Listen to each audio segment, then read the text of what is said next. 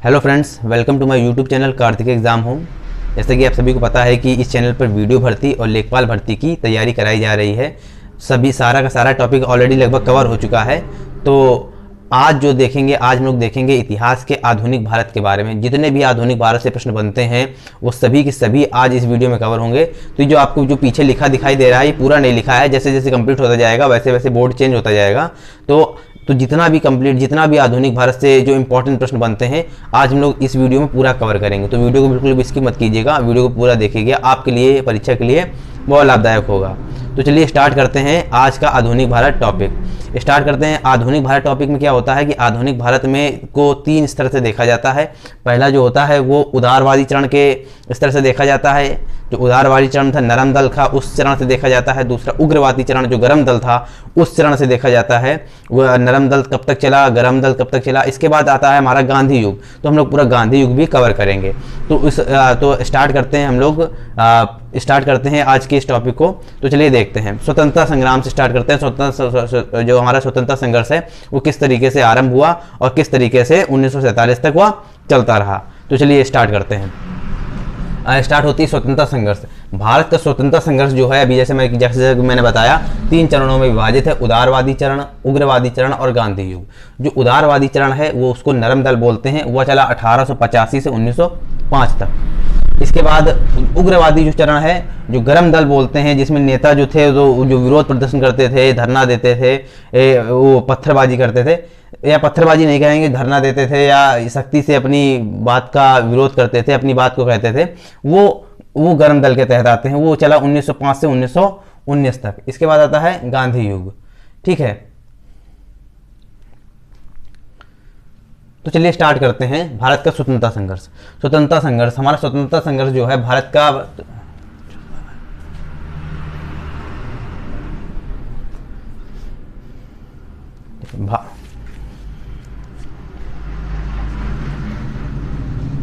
तो चलिए स्टार्ट करते हैं भारत का स्वतंत्रता संघर्ष।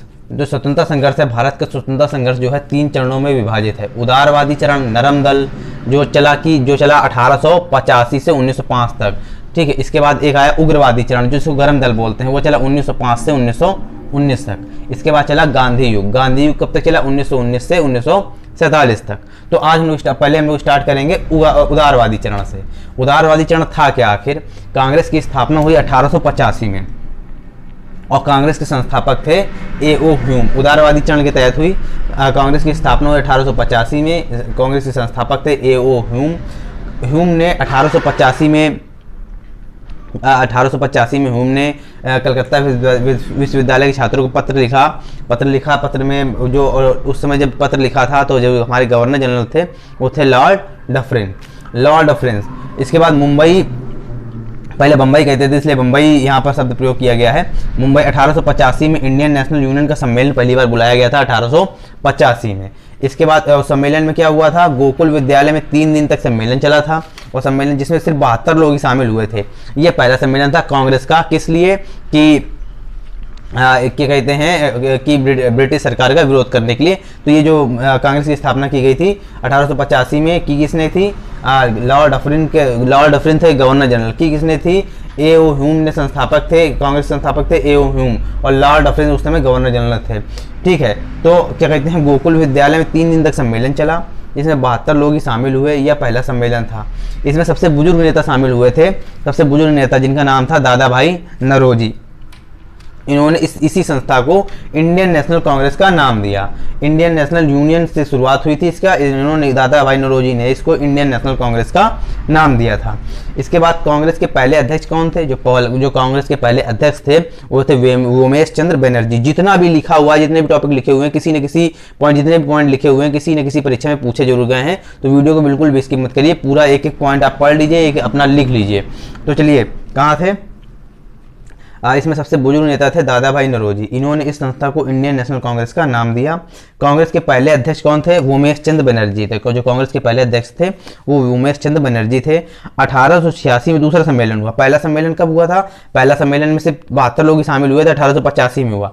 दूसरा सम्मेलन फिर कब हुआ? दूसरा सम्मेलन 1886 में हुआ। 1886 में दूसरा सम्मेलन कहाँ पर हुआ? कलकत्ता में हुआ। इस सम्मेलन के अध्यक्ष कौन थे? दादा भाई नौरोजी थे, जिन्होंने इंडियन नेशनल कांग्रेस का नाम दिया था, इंडियन नेशनल कांग्रेस नाम दिया था, उन्हीं को ही दूसरे सम्मेलन का अध्यक्ष बनाया गया। ह्यूम ने सुरेंद्र नाथ बनर्जी शामिल नहीं हो रहे, सुरेंद्र नाथ बनर्जी बड़े नेता थे, वो शामिल नहीं हो रहे थे, लेकिन सुरेंद्र नाथ बनर्जी को मना लिया गया और वो इस सम्मेलन में शामिल हुए। मनाया किसने? ह्यूम ने मनाया, जिन्होंने कलकत्ता विश्वविद्यालय के छात्रों को पत्र लिखा था और संस्थापक थे जो कांग्रेस के, उन्होंने ही सुरेंद्र नाथ बनर्जी को मना लिया और वो इस सम्मेलन में उनको शामिल कराया, दूसरे सम्मेलन में। पॉइंट आपसे पूछता है, ठीक है, जैसे जितने भी क्वेश्चन भी बनते हैं वो भी हम लोग लास्ट में करेंगे, तो पहले आप लोग टॉपिक को समझ लीजिए, जितने पॉइंट है वो समझ लीजिए। आगे बढ़ते हैं, आगे क्या हुआ? आगे हुआ तीसरा सम्मेलन हुआ। तीसरा, जैसे पहला सम्मेलन 85 में हुआ, दूसरा सम्मेलन 86 में हुआ, 1886 में हुआ, ऐसे तीसरा सम्मेलन 1887 में हुआ। कहाँ पर हुआ? इसके जो अध्यक्ष थे वो बरुद्दीन तैयबजी थे, ये पहले मुस्लिम अध्यक्ष थे। यहाँ तीसरे जो सम्मेलन के जो अध्यक्ष थे वो मुस्लिम थे और ये पहले मुस्लिम अध्यक्ष थे। इसके बाद मद्रास सम्मेलन से परिवर्तन आया, तब स्थानीय भाषा में भाषण हुआ। जब मद्रास में सम्मेलन हुआ, जब तीसरा सम्मेलन जो है मद्रास में हुआ था, मद्रास में जब सम्मेलन हुआ तब स्थानीय भाषा में, जो वहाँ की स्थानीय भाषा थी उसमें भाषण दिया गया। वहाँ के नेताओं ने अपनी स्थानीय भाषा में भाषण दिया। तो पहले जो भाषण होता था वो इंग्लिश में होता था, तो बहुत लोगों को समझ में नहीं आता था, इसलिए वहाँ के स्थानीय भाषा में भाषण दिया गया। पहली बार जो स्थानीय भाषा में भाषण दिया वो मूका नाटी ने दिया था। आपको याद रखना होगा, परीक्षा में पूछता है, मूका नाटी ने पहली बार स्थानीय भाषा में भाषण दिया। पहले भाषण जो है इंग्लिश में होता था। इसके बाद नया पॉइंट क्या है? चौथा सम्मेलन इलाहाबाद में 1888 में हुआ। चौथा सम्मेलन हुआ, इलाहाबाद में कराया गया 1888 में। इसके अध्यक्ष थे जॉर्ज यूल अध्यक्ष थे। इंपॉर्टेंट है, ये यूरोपीय अध्यक्ष थे, यूरोप के थे, इनका नाम था जॉर्ज यूल। और चौथा सम्मेलन इलाहाबाद में हुआ था 1888 में। और जहाँ इलाहाबाद में जिस काउंसिल में जिस जगह पर होना था वह जगह अलॉट नहीं थी, उस जगह पर सम्मेलन हो नहीं पा रहा था, तो दरभंगा के राजा ने लोथर काउंसिल को खरीद लिया था, तब इलाहाबाद में सम्मेलन हो पाया। दरभंगा के राजा थे, जिस जगह पर सम्मेलन होता है उस जगह को खरीद लिया, तब वहाँ पर सम्मेलन हो पाया। अच्छा, तीसरे सम्मेलन के बाद था, ये तीसरा सम्मेलन जब ये हुआ था मद्रास में, इसी के बाद से ब्रिटिश शासन का कांग्रेस का जो रुख था ब्रिटिश शासन के खिलाफ थोड़ा कड़ा हो गया था, थोड़ा सख्त हो गया था। कांग्रेस के जो नेता थे ब्रिटिश सरकार से अपनी बात को सख्ती से रख पा रहे थे। इसके बाद पांचवा सम्मेलन कहाँ हुआ? पांचवा सम्मेलन बम्बई में हुआ। बम्बई मतलब मुंबई में, उस समय बम्बई था इसलिए यहाँ पर बम्बई लिखा गया है। पांचवा सम्मेलन बम्बई में हुआ सन 1889 में। अध्यक्ष कौन थे? विलियम वेडरबर्ग तब अध्यक्ष थे। इसके बाद छठा सम्मेलन क्या हुआ? इसी तरीके सम्मेलन होते गए, इसी तरीके से कांग्रेस अपना पक्ष रखती रही, ठीक है, इसी तरीके से सम्मेलन आगे तक होते रहे। छठवां सम्मेलन कलकत्ता में हुआ सन 1890 में। अध्यक्ष कौन थे? फिरोज शाह मेहता बहुत बड़े वकील थे। उसी समय पर वही इस सम्मेलन के अध्यक्ष बनाए गए, छठवें सम्मेलन के। इसके बाद लगातार इस तरीके से सम्मेलन होते रहे और रुख जो चेंज हुआ आके, जो थोड़ा सा जो माहौल नया बना आके, वो बना 32वें सम्मेलन। 32वां सम्मेलन कौन था? जो इंपॉर्टेंट परीक्षा में पूछता है, जो परीक्षा में पूछे गए पॉइंट है लिखे गए हैं इसमें, तो छठवें सम्मेलन के बाद इसीलिए मैंने 32वां सम्मेलन लिखा। बीच के सम्मेलन थोड़े कम पूछे जाते हैं या नहीं भी पूछे जाते हैं, ऐसा जो मैंने चेक किया प्रैक्टिस सेट वगैरह में, तो बीच के सम्मेलन मुझे नहीं मिले, छठवें सम्मेलन तक मिला, ठीक है। तो 32वां सम्मेलन कहाँ हुआ? 32वां सम्मेलन हुआ लखनऊ में 1916 में। इस छठे के बाद लगातार हर वर्ष में सम्मेलन होते रहे। छठवां कहाँ कब हुआ था? 1890 में हुआ था। 32वां कब हुआ था? 1916 में। हर वर्ष सम्मेलन होते रहे इसी प्रकार से, ठीक है। तो 32वां कब हुआ? लखनऊ में हुआ। इसके जो नेता थे, जिसके जो अध्यक्ष थे वो थे अंबिका चरण मजूमदार, ये बड़े नेता थे। 32वां सम्मेलन लखनऊ में हुआ था 1916 में, अध्यक्ष थे अंबिका चरण मजूमदार। फिर 33वां सम्मेलन कलकत्ता में हुआ 1917 में। तब अध्यक्ष कौन थी? तब एनी बेसेंट अध्यक्ष थी, उस सम्मेलन की अध्यक्ष थी। 33वें सम्मेलन की पहली महिला अध्यक्ष थी, उस समय की पहली महिला अध्यक्ष थी। आपसे परीक्षा में प्रश्न पूछता है कि पहली महिला अध्यक्ष कांग्रेस की कौन थी, तो वह एनी बेसेंट थी। 33वें सम्मेलन में वो अध्यक्ष बनाई गई थी, जो कि कलकत्ता में हुआ था 1917 में। इसके बाद क्या है? इसके बाद है 1920 में नागपुर में सम्मेलन हुआ। 1920 में नागपुर में सम्मेलन हुआ। अध्यक्ष कौन थे इसमें? CR दास अध्यक्ष थे। इसके बाद 1929 में लाहौर में कांग्रेस का अधिवेशन हुआ। इंपॉर्टेंट है, अध्यक्ष थे जवाहरलाल नेहरू अध्यक्ष थे। पहली बार जवाहरलाल नेहरू 1929 में लाहौर में कांग्रेस के अधिवेशन में वह अध्यक्ष चुने गए थे, ठीक है। इस सम्मेलन में पूर्ण स्वराज के प्रस्ताव, जी हाँ, पूर्ण स्वराज का जो प्रस्ताव था, वह इसी सम्मेलन में पारित हुआ था, इसी सम्मेलन में लाया गया था। इसके बाद आते हैं ये जरूर पूछता है कई बार, ये परीक्षा में पूछता है, इंपॉर्टेंट है ये पॉइंट बहुत इंपॉर्टेंट है, ये पॉइंट बहुत इंपॉर्टेंट है ये वाला। 1924 में बेलगाम सम्मेलन, 1924 का जो बेलगाम सम्मेलन है इसके अध्यक्ष थे महात्मा गांधी। बहुत बार परीक्षा में प्रश्न पूछा गया है। 1924 में बेलगाम सम्मेलन के जो अध्यक्ष थे वो महात्मा गांधी थे। 1925 में कानपुर में सम्मेलन हुआ, तब उसमें सरोजिनी नायडू अध्यक्ष थी। जी हाँ, 25 में जो कानपुर में सम्मेलन हुआ था, कांग्रेस का अधिवेशन हुआ था, उसमें जो अध्यक्ष थी वह सरोजिनी नायडू थी। इसके बाद 1931 में कराची में सम्मेलन हुआ, कांग्रेस का सम्मेलन हुआ कराची में, तो उसमें अध्यक्ष कौन बनाए गए, पहली बार बने तब सरदार वल्लभ भाई पटेल। सरदार वल्लभ भाई पटेल 1931 के कराची सम्मेलन में पहली बार अध्यक्ष बने। इंपॉर्टेंट पॉइंट है, याद रखिएगा। 1936 आ जाता है। फिर 1936 में क्या हुआ, 1936 में फैजपुर में सम्मेलन हुआ, अध्यक्ष बनाए गए जवाहरलाल नेहरू। जी हाँ, जवाहरलाल नेहरू दोबारा से अध्यक्ष बनाए गए। और ये इससे इंपॉर्टेंट इसलिए है, फैजपुर इसलिए इंपॉर्टेंट है कि यह गांव में हुआ भारत का एकमात्र सम्मेलन था। जी हाँ, ये बाकी जो सम्मेलन हो रहे थे वो लगातार शहर में हो रहे थे, बड़े बड़े शहरों में, लेकिन फैजपुर एक गाँव है, वहां पर यह गाँव में भारत का एकमात्र सम्मेलन हुआ था। इसके बाद क्या है, इसके बाद आता है 1938। 1938 में हरिपुरा में सम्मेलन कराया गया। 1938 में हरिपुरा में सम्मेलन कराया गया। अध्यक्ष थे सुभाष चंद्र बोस वहां पर अध्यक्ष थे। इसके बाद क्या आता है 1939। 1939 में त्रिपुरी में सम्मेलन हुआ, इसमें भी अध्यक्ष सुभाष चंद्र बोस थे। जी हाँ, लगातार 2 बार अध्यक्ष रहे सुभाष चंद्र बोस। इस पहली बार में लगातार 2 बार अध्यक्ष रहने वाले पहले सुभाष चंद्र बोस जी थे। 38 में रहे, 1938 में हरिपुरा में, और इसके बाद 1939 में त्रिपुरी में। इंपॉर्टेंट है, पूछता है। और इसी सम्मेलन से जो त्रिपुरी का सम्मेलन था 1939 वाला, इसी सम्मेलन में सुभाष चंद्र बोस ने कांग्रेस से इस्तीफा दे दिया था। कांग्रेस छोड़ दी थी सुभाष चंद्र बोस ने 1939 में। इसके बाद उन्होंने क्या किया, इसके बाद 1939 में जब उन्होंने कांग्रेस छोड़ दी, इसके बाद उन्होंने फॉरवर्ड ब्लॉक नामक एक संस्था बनाई। इसके बाद इस फॉरवर्ड ब्लॉक में संस्था बनाई। इसके बाद क्या हुआ कांग्रेस में, इसके बाद क्या हुआ कांग्रेस में 1940 से लेकर 45 तक जो कांग्रेस के अध्यक्ष रहे वह मौलाना अबुल कलाम आज़ाद रहे। जी हाँ, मौलाना अबुल कलाम आज़ाद जो है कांग्रेस के सबसे लंबे समय तक अध्यक्ष रहे। ये पूछता है, ये वाला पॉइंट पूछता है, इंपॉर्टेंट पॉइंट है ये वाला। सबसे लंबे समय तक अध्यक्ष कौन रहे, मौलाना अबुल कलाम आज़ाद रहे। इसके बाद क्या है, इसके बाद क्या कहते हैं, ये कांग्रेस सबसे लंबे समय अध्यक्ष रहे। इसके बाद 1946 में अध्यक्ष कौन थे, 1946 में जो अध्यक्ष थे वो थे आचार्य देवी कृपलानी। इंपॉर्टेंट है, 1946 में कांग्रेस के अध्यक्ष थे आचार्य देवी कृपलानी। इसके बाद क्या हुआ, लास्ट में 1947 में, इसके बाद जो भारत आज़ाद हुआ था जिस वर्ष में, उस समय कांग्रेस के जो अध्यक्ष थे वो चुने गए थे डॉक्टर राजेंद्र प्रसाद चुने गए थे। अब ठीक है, तो अभी आप लोग इसका स्क्रीनशॉट ले लीजिए। अब क्या कहते हैं, ये बोर्ड है ये चेंज हो जाएगा, आप लोग इसका स्क्रीनशॉट ले लीजिए। मैं स्क्रीन से हट जाता हूँ, आप लोग इसको जरूर स्क्रीनशॉट ले लीजिए और एक अपने इंपॉर्टेंट पॉइंट में इसको नोट भी कर लीजिएगा। एक पॉइंट परीक्षा में पूछा गया है, तो चलिए आप लोग स्क्रीनशॉट एक ले लीजिए।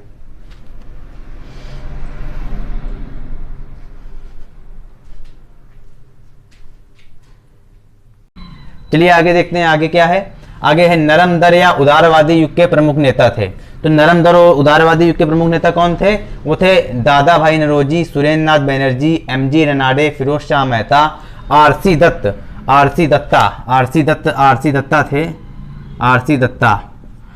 दत्ता, गोपाल कृष्ण गोखले ने सिरलैंड सोसाइटी ऑफ इंडिया नामक एक संस्था बनाई थी, और ये जो थे ये महात्मा गांधी के गुरु भी थे। इसके बाद क्या है, बरुद्दीन तैयबजी, दिनसा बाचा, मदन मोहन मालवीय। ये जो कितने ये जो 3, 3, 6 और 3, 9, ये जो 9-10 नेता थे, ये क्या कहते हैं नरम दल के बहुत प्रमुख नेता थे। इन्हीं से यही लोग नरम दल का संचालन करते थे। इसके बाद क्या है, इन्होंने नरम दल का नेता इसलिए कहा जाता था, इन्हें नरम दल का नेता इसलिए कहा जाता था क्योंकि ये शांति से अंग्रेजों से बात करके, अंग्रेजी हुकूमत के सहयोग से या प्रार्थना करके उनसे अपना काम करवाते थे।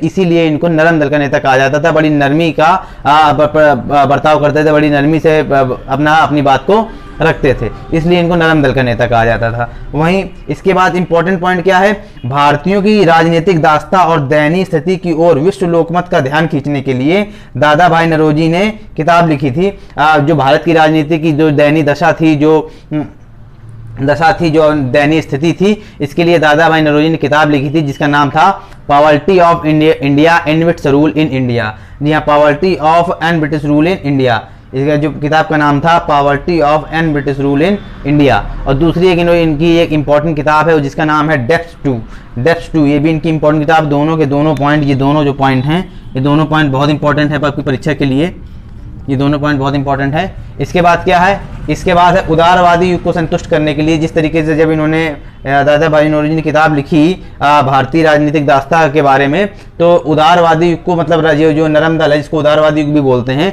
इसको संतुष्ट करने के लिए ब्रिटिश सरकार ने एक अधिनियम पारित किया जिसका नाम था भारत परिषद अधिनियम 1892। भारत परिषद अधिनियम 1892। इसके बाद क्या हुआ, इसके बाद 1905 में कर्जन ने बंगाल का विभाजन कर दिया। 7 अगस्त 1905 को सुरेंद्र नाथ बनर्जी ने स्वदेशी आंदोलन की शुरुआत की। सभी के सभी पॉइंट इंपॉर्टेंट है, तो एक एक पॉइंट सही समझिएगा। 7 अगस्त 1905 को सुरेंद्र नाथ बनर्जी ने स्वदेशी आंदोलन की शुरुआत की। 16 अक्टूबर को रविन्द्रनाथ टैगोर ने विरोध के रूप में राखी दिवस मनाया। जी हाँ, जब ये जो बंगाल विभाजन हुआ था, इसी के विरोध में राखी, ये जो इन्होंने राखी स्वदेशी आंदोलन की शुरुआत की थी 7 अगस्त 1905 को सुरेंद्र नाथ बनर्जी ने, और 16 अक्टूबर को रविन्द्रनाथ टैगोर ने इसके विरोध में राखी दिवस मनाया था। किसके विरोध में? 1905 में जो कर्जन ने बंगाल का विभाजन किया था उसके विरोध में, क्या कहते हैं, 16 अक्टूबर को रविन्द्रनाथ टैगोर ने राखी दिवस मनाया था। इसी राखी दिवस पर इन्होंने अमार सूरत बंगला नामक गीत की रचना की थी।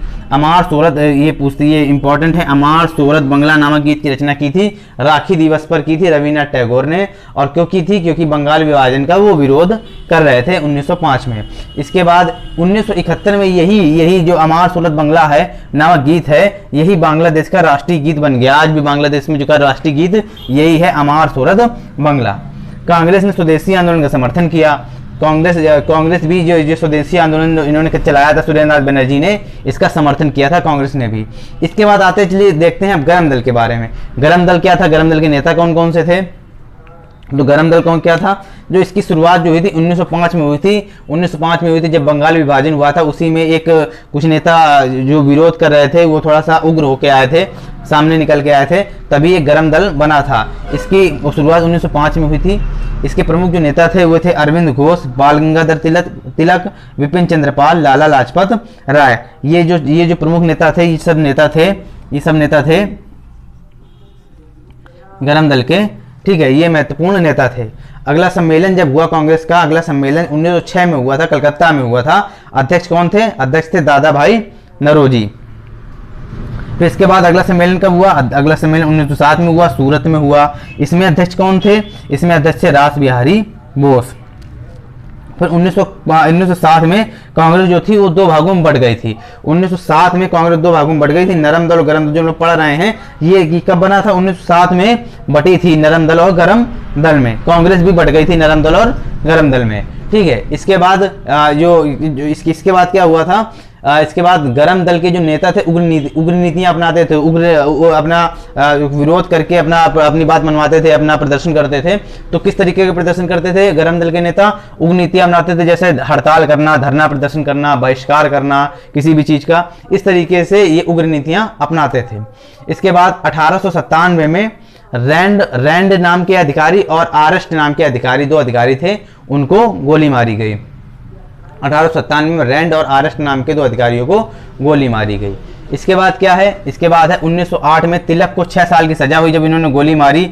इसी विरोध में तिलक वहां थे, क्या कहते हैं, 1997 में रैंड और अरेस्ट नाम के दो अधिकारियों को गोली मारी गई। इसके बाद 1908 में तिलक को 6 साल की सजा हुई।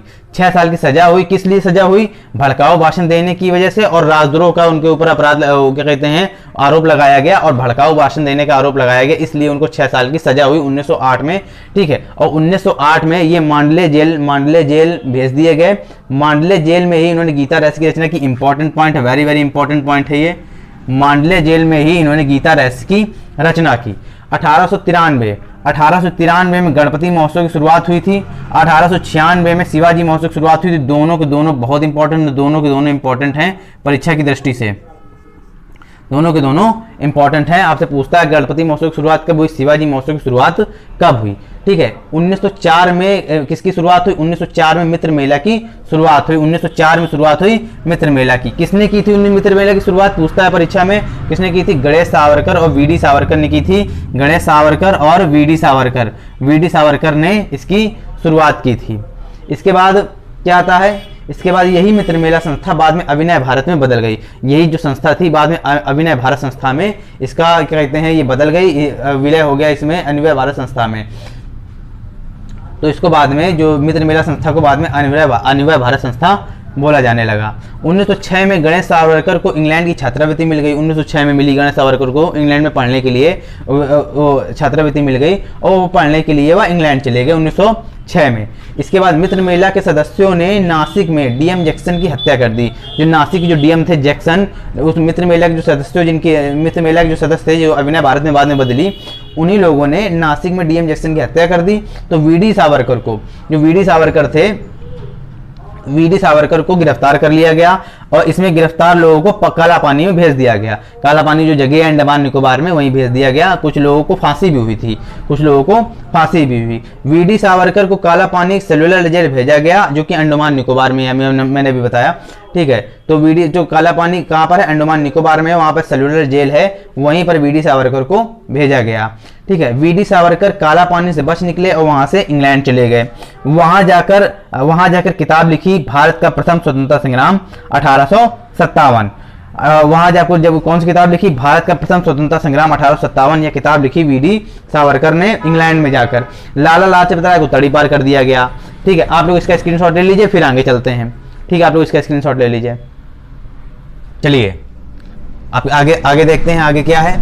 आगे है 1907 में वीरेंद्र घोष ने और भूपेंद्र नाथ दत्त ने के सहयोग से कलकत्ता में अनुशीलन समिति का गठन किया गया, जिसका उद्देश्य था खून के बदले खून। जी हाँ, जिसका उद्देश्य था खून के बदले खून। किसके द्वारा किया गया, वीरेंद्र घोष और भूपेंद्र नाथ दत्त के सहयोग से कलकत्ता में अनुशीलन समिति का गठन किया गया 1907 में। इसके बाद क्या हुआ, इसके बाद भवानी मंदिर नामक किताब की रचना की वीरेंद्र घोष ने की थी। भवानी इंपॉर्टेंट है, परीक्षा में पूछता है, भवानी मंदिर नामक किताब की रचना वीरेंद्र घोष ने की थी। और जब इसी संस्था ने मणिक तल्ला में बम बनाने की फैक्ट्री डाली। जब खून के बदले खून क्या कहते हैं नारा दिया गया अनुशीलन समिति के द्वारा, इसी संस्था के द्वारा मणिक तल्ला में, मलिक तल्ला एक जगह है, वहां पर बम बनाने की फैक्ट्री डाली गई। इसके बाद क्या है, इसके बाद इसी समिति के अध्यक्ष थे खुदीराम बोस इसके अध्यक्ष थे, जो क्या कहते हैं जो बम बनाने की फैक्ट्री डाली गई थी जिस संस्था के द्वारा, उसी के अध्यक्ष थे खुदीराम बोस। इसी समिति के, और इसके बाद खुदीराम बोस ने जज किंग्स फोर्स को बम से मारने का प्रयास किया। इन्होंने किंग्स फोर्स की कार के ऊपर बम फेंका, ये सोच के कि ये किंग फोर्स की कार है, लेकिन वो कार उसकी नहीं थी, तो वो बच गए थे। लेकिन उसी जान से मारने की कोशिश के अपराध में इनको फांसी दी गई। तब इनकी उम्र 15 वर्ष थी। ठीक, स्वतंत्रता संग्राम में सबसे कम उम्र में शहीद होने वाले तो खुदीराम बोस, इनको सबसे कम उम्र में फांसी हुई थी। इसके बाद क्या हुआ, अरविंद घोष ने कर्मयोगी नामक एक पत्र निकाला। 1910 में अरविंद जो थे वो पौंडीचेरी में थे, वहां उन्होंने अरविंदो आश्रम की शुरुआत की। अरविंदो आश्रम की शुरुआत पौंडीचेरी में हुई थी 1910 में। ठीक है, और अरविंद ने की थी, अरविंद घोष ने की थी। अरविंद घोष जो वीरेंद्र घोष के साथ में थे, अरविंद घोष, उन्होंने की थी अरविंदो आश्रम की शुरुआत। इसके बाद आता है दिल्ली षड्यंत्र में क्या है, दिल्ली षड्यंत्र कब हुआ, 1911-12 में। 1911 बंगाल विभाजन को रद्द कर दिया गया। जो बंगाल विभाजन 1905 में हुआ था उसको रद्द कर दिया गया और रद्द कर दिया गया 1911 में। यह लॉर्ड हार्डिंग के द्वारा किया गया। उस समय जो गवर्नर जनरल थे लॉर्ड हार्डिंग थे। और 1911 में घोषणा कर दी गई थी कि जो भारत की जो राजधानी है वो कलकत्ता ना होकर अब दिल्ली होगी। 1911 में यह घोषणा की गई थी। 1911 में ही कलकत्ता से राजधानी दिल्ली में स्थानांतरित हुई थी। दिल्ली दरबार का आयोजन 1912 में होना था। दिल्ली दरबार का जो आयोजन हुआ 1912 में हुआ। इसी में रविन्द्रनाथ टैगोर ने जनगण मन अधिनायक पहली बार गाया था। 1913 में गदर पार्टी का जन्म हुआ अमेरिका में गदर पार्टी का जन्म हुआ था।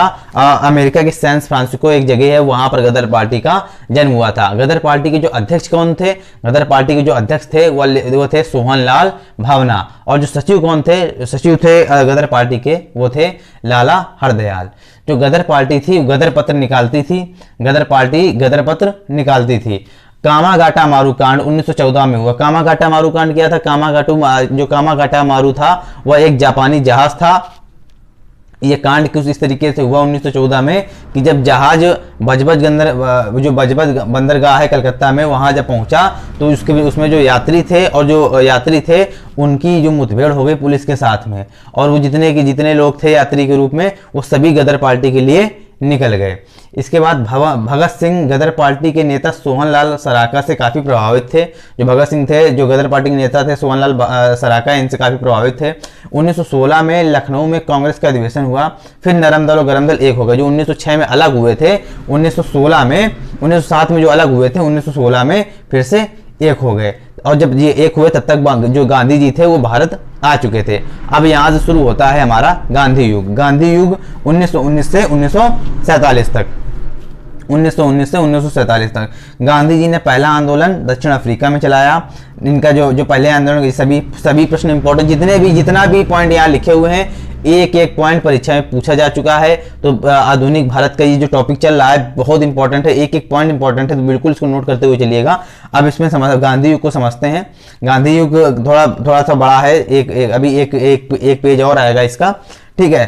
तो अभी मतलब इसी वीडियो में एक पेज और आएगा, ठीक है। तो अभी चलिए देखते हैं आगे। गांधी जी का जो पहला आंदोलन था दक्षिण अफ्रीका में चलाया गया, नाम था सत्याग्रह, ठीक है। जो पहला आंदोलन था कौन सा था? सत्याग्रह नाम था इसका, सत्याग्रह नाम था, और दक्षिण अफ्रीका में चलाया गया था। भर्ती कराने वाला सर्जेंट, मतलब स्वतंत्रता संग्राम के लिए जो क्या कहते हैं लोगों को भर्ती कराना हो, उस तरीके उनको भर्ती कराने वाला सर्जेंट कहा गया गांधी जी को, ठीक है। 1915 में 1915 में दक्षिण अफ्रीका से पढ़ के गांधी जी वापस भारत आ गए थे। गांधी जी के जो गुरु थे, गुरु कौन थे गांधी जी के? जो गांधी जी के गुरु थे, जिन्हें अपना गुरु मानते थे, वो थे गोपाल कृष्ण गोखले। राजकुमार शुक्ला कहाँ के नेता थे? चंपारण के नेता थे। राजकुमार, सभी पॉइंट इंपॉर्टेंट, राजकुमार शुक्ला चंपारण के नेता थे। 1916-17 में महात्मा गांधी का सफल आंदोलन चलाया गया, चंपारण सत्याग्रह। सबसे सफल आंदोलन था, पहला सफल आंदोलन जो था भारत में वो था चंपारण सत्याग्रह। 1916-17 में महात्मा गांधी के द्वारा चलाया गया था। इसके बाद गांधी जी ने दूसरा आंदोलन चलाया, अहमदाबाद मिल हड़ताल। अहमदाबाद में एक मिल हड़ताल हुई थी, एक मिल की जो हड़ताल थी, जो वहाँ के कर्मचारी थे उन्होंने हड़ताल कर रखी थी। उसमें पहली बार गांधी जी ने भूख हड़ताल की थी। प्रश्न पूछा जाता है कि गांधी जी ने किस आंदोलन में पहली बार भूख हड़ताल की? तो 1918 में अहमदाबाद मिल हड़ताल में पहली बार भूख हड़ताल की, ठीक इसी आंदोलन में की थी। इसके बाद कौन सा आंदोलन है? इसके बाद है फेड़ा आंदोलन। इंपॉर्टेंट है, वेरी वेरी इंपॉर्टेंट है ये फेड़ा आंदोलन, इंपॉर्टेंट है। फेड़ा आंदोलन, यह आंदोलन वल्लभ भाई पटेल ने चलाया था, और इसमें जो मुख्य भूमिका थी वो गांधी जी की थी। यह आंदोलन लगान को माफ़ करने के, जो लगान लगता था, जो टैक्स लगता था, उसको माफ़ करने के लिए चलाया गया था। यह आंदोलन जब गांधी जी जब लोग अंग्रेजों, जो ब्रिटिश सरकार को पता चला कि गांधी जी इस आंदोलन में शामिल हो गए हैं, तो उनके वहाँ पर आंदोलन में पहुँचने से पहले ही अंग्रेजों ने उनकी सारी शर्तें मान ली और यह आंदोलन सफल रहा।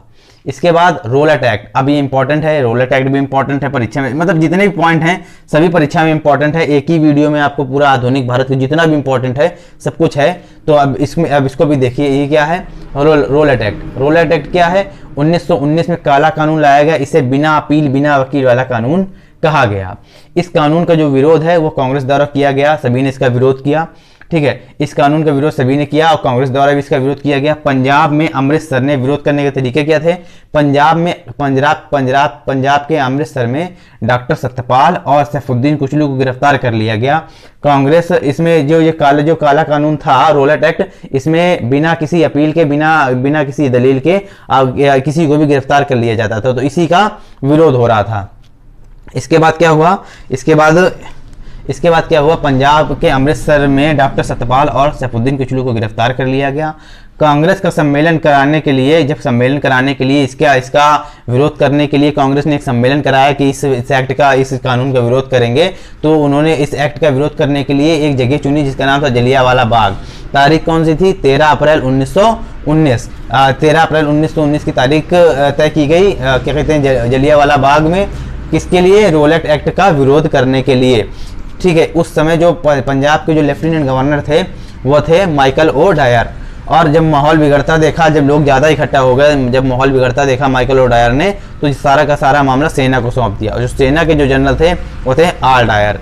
आर डायर ने क्या किया, आर डायर ने, और जो 13 अप्रैल को धारा 144 भी लागू हो गई थी, और जनरल आर डायर ने जलियांवाला बाग में गोलियां चलवाई, हजारों लोग उसमें मारे गए। ऐसा गिनती में कम दिखाते हैं, लेकिन वहाँ पर जो जानकारी है वहाँ पर हजारों लोग मारे गए। इसके बाद जलियांवाला बाग कांड का विरोध करने के लिए ब्रिटिश सरकार ने कांड की जांच के लिए हंटर कमेटी बनाई। सरकार, जब ब्रिटिश सरकार के ऊपर दबाव पड़ा इस कांड की जांच करने के लिए, तो उन्होंने कमेटी बनाई जिसका नाम था हंटर कमेटी। परीक्षा के लिए इंपॉर्टेंट है, उन्होंने हंटर कमेटी बनाई। जी शंकर नारायण ने कार्यकारिणी समिति से इस्तीफा दे दिया। जो कार्यकारिणी समिति थी, जी शंकर नारायण थे उसके अध्यक्ष थे, वहाँ से उन्होंने इस्तीफा दे दिया। इसके बाद माइकल ओडायर और आर डायर का ट्रांसफर हो गया। चलिए इसका आप स्क्रीनशॉट ले लीजिए, फिर आगे देखते हैं। चलिए आप लोग इसका स्क्रीनशॉट ले लीजिए, फिर आगे देखते हैं। चलिए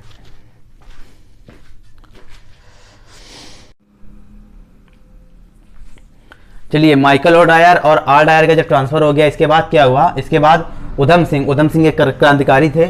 उधम सिंह ने माइकल ओडायर को इंग्लैंड में जाकर गोली मारी और जलियांवाला बाग कांड का बदला लिया। 20 साल के बाद उन्होंने इंग्लैंड में जाकर माइकल ओडायर को ढूंढा और वहां जाकर माइकल ओडायर को गोली मारी। आर डायर की पहले ही मृत्यु हो चुकी थी, इसलिए आर डायर को गोली नहीं मारी गई। आर डायर की जो मृत्यु थी वो स्वाभाविक थी, लेकिन माइकल ओडायर को उधम सिंह क्रांतिकारी थे, इंपॉर्टेंट क्वेश्चन है, इन्होंने माइकल ओडायर को गोली मारी थी। फिर क्या हुआ, फिर शुरू हुआ खिलाफत आंदोलन। इंपॉर्टेंट है खिलाफत आंदोलन, ये कब शुरू हुआ, 1919 में शुरू हुआ।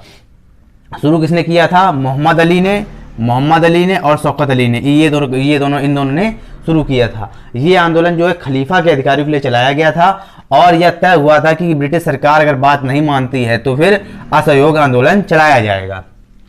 इसकी तारीख भी चुनी गई थी, तारीख थी 1 अगस्त 1920। किसकी, असहयोग आंदोलन चलाने की तारीख चुनी गई थी 1 अगस्त 1920। इसमें जो प्रमुख नेता थे वो थे गांधी जी, 1 अगस्त 1920 को ही बाल गंगाधर तिलक की मृत्यु हो गई। तो जब बाल गंगाधर तिलक की मृत्यु हो गई तो फिर क्या हुआ, इसके बाद तिलक स्वराज फंड का गठन किया गया। उसी दिन तिलक स्वराज फंड का भी गठन कर दिया गया कि तिलक स्वराज फंड में सब लोग रुपए जमा करेंगे, रुपए इकट्ठा किए जाएंगे। उसमें कितने रुपए इकट्ठा किए गए, उसमें करीब 1 लाख रुपए इकट्ठा किए गए। जो तिलक स्वराज फंड बना उसमें करीब 1 लाख रुपए इकट्ठा किए गए। सभी के सभी पॉइंट इंपॉर्टेंट है, परीक्षा में आए हुए हैं, तो पूरा ध्यान से देखिएगा। इसके बाद क्या हुआ, इसमें गांधी जी ने 1 वर्ष में स्वराज को दिलाने का वादा किया था। मतलब जब तिलक स्वराज फंड का गठन हुआ था उसमें उन्होंने कहा था कि आप लोग इसमें रुपए इकट्ठे कीजिए और 1 वर्ष के अंदर में स्वराज दिला दिया जाएगा। लेकिन फिर क्या हुआ, उसी दौरान चौरी चौरा कांड हो गया। चौरी चौरा है कहाँ पर, चौरी चौरा गोरखपुर में है। इसमें हुआ क्या था, ये जो है 5 फरवरी 1922 को हुआ था। इस कांड में पुलिस थाने के अंदर में आग लगाई गई थी, जिसमें 12 अंग्रेज सिपाही खत्म हो गए थे, 12 सिपाही की मृत्यु हो गई थी। फिर क्या हुआ, फिर 1923 में स्वराज पार्टी की स्थापना की गई।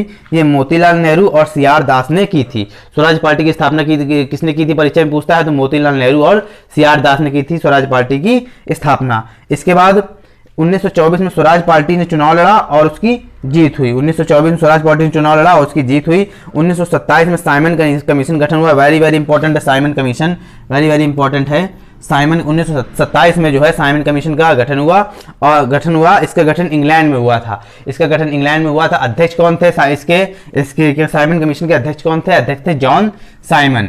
ये 7 सदस्य था, इसमें 7 सदस्य थे, इसमें कोई भारतीय नहीं था। इसका उद्देश्य था भारत में एक संघ की स्थापना हो। भारत में एक संघ की स्थापना करने के लिए इसका गठन किया गया था। 1928 में साइमन कमीशन जब भारत पहुंचा तो भारत में हर जगह साइमन कमीशन का विरोध हुआ। लखनऊ में विरोध करने के लिए कौन थे, लखनऊ में विरोध करने के लिए थे गोविंद वल्लभ पंत ने साइमन कमीशन का विरोध किया था। लखनऊ में जवाहरलाल नेहरू भी थे। वर्कन हेड ने कहा, वर्कन हेड जो अंग्रेजों के एक अधिकारी थे, उन्होंने कहा कि भारतीय अपना अलग संविधान बनाए, और मोतीलाल नेहरू जो थे वो तैयार हो गए थे 1928 में अलग संविधान बनाने के लिए, भारतीयों के लिए अलग संविधान बनाने के लिए मोतीलाल नेहरू तैयार हो गया। इसके बाद क्या हुआ, इसके बाद गोलमेज कॉन्फ्रेंस हुआ इंग्लैंड में हुआ। प्रथम गोलमेज कॉन्फ्रेंस 1930 में हुआ। 1930 में सभी के सभी इंपॉर्टेंट हैं, लेकिन यह असफल रहा। फिर द्वितीय गोलमेज कॉन्फ्रेंस 1931 में हुआ, ये भी असफल रहा। और उसके पहले जब क्या कहते हैं, जब प्रथम और द्वितीय आंदोलन, ये जो गोलमेज सम्मेलन हुआ था, उसी के बीच में गांधी जी और इरविन पेंट के बीच में, इरविन पेंट जो कि अधिकारी थे, अंग्रेज अधिकारी थे, गांधी जी और इरविन पेंट के बीच में समझौता हुआ था 5 मार्च 1931 को कि, और जो समझौता हुआ था इसको दिल्ली पेंट भी कहा जाता है, इसको दिल्ली पेंट भी कहा जाता है। इसके बाद तीसरा सम्मेलन हुआ, तीसरा सम्मेलन 1932 में हुआ, 1932 में हुआ और यह भी सफल रहा। मतलब जो गोलमेज कॉन्फ्रेंस हुई थी, तीनों वर्ष, चाहे वो 30 की हो, 31 की हो, 32 की, 1930, 1931, 1932 की हो, तीनों की तीनों असफल रही थी। जो बातचीत में जो फैसले होने थे, जो जिस लिए बैठक बुलाई गई थी, वो सफल नहीं हो पाई। इसके बाद क्या हुआ, इसके बाद 1930 में गांधी जी ने सविनय अयोग्य आंदोलन की शुरुआत की। इंपॉर्टेंट है ये, 1930 में की थी गांधी जी ने सविनय अयोग्य आंदोलन की, अवज्ञा आंदोलन की शुरुआत। दांडी मार्च की शुरुआत कब, दांडी मार्च की शुरुआत इंपॉर्टेंट है, दांडी मार्च की शुरुआत कब की गई, दांडी मार्च की शुरुआत की गई 12 मार्च 1930 को, 12 मार्च 1930 को की गई दांडी मार्च की शुरुआत। इसको सही से कर देता हूं जरा।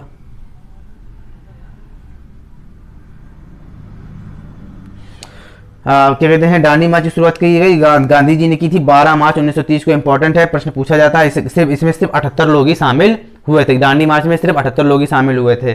फिर गांधी जी ने नमक आंदोलन की शुरुआत की 30 अप्रैल 1930 को, ये भी इंपॉर्टेंट है।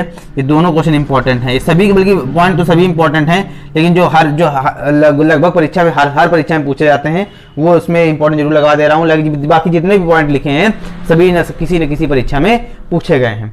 चलिए फिर क्या हुआ, फिर गांधी जी ने नमक आंदोलन की शुरुआत की 30 अप्रैल 1930 को। विड मिलर, जो विड मिलर थे, अमेरिकी पत्रकार थे, विड मिलर ने आंदोलन की रिपोर्ट को अमेरिका में प्रकाशित किया।